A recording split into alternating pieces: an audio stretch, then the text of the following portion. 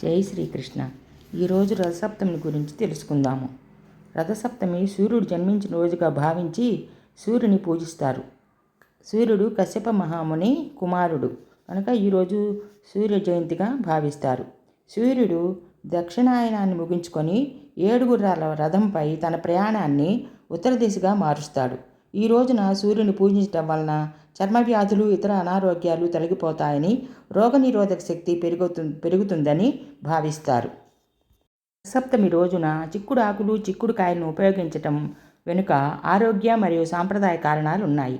చిక్కుడు ఆకులకు సూర్యరశ్మిని ఆకర్షించి ఇముడ్చుకునే ప్రత్యేక శక్తి ఎక్కువగా ఉందని ప్రకృతి శాస్త్రం చెబుతుంది. ఇది చర్మ వ్యాధులను తగ్గించి 7 జన్మల పాపాన్ని తొలగిస్తుందని నమ్మకము. చిక్కుడు ఆకులు శరీరానికి శీతలాన్ని ఇస్తాయి, రోగనిరోధక శక్తిని పెంచుతాయి. చిక్కుడుకాయల్లో సూర్యభగవాన్ రథాన్ని తయారు చేసి పూజించడం ద్వారా ఆయురారోగ్య ఐశ్వర్యాలు సిద్ధిస్తాయని నమ్ముతారు.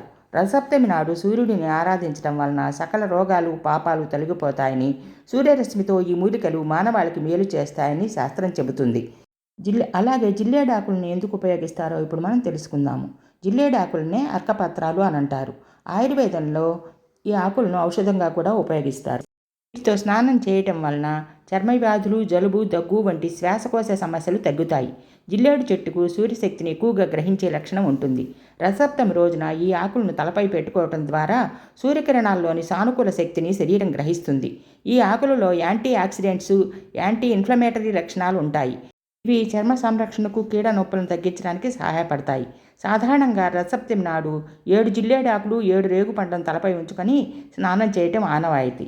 ఈ కారణాల వలన మనము జిల్లేడాకులను, చిక్కుడాకులను ఉపయోగిస్తాము. కాబట్టి అందరూ ఈ ఆకులను ఉపయోగించి ఆరోగ్యాన్ని, సూర్యనారాయణ యొక్క అనుగ్రహాన్ని పొందండి. జై శ్రీకృష్ణ.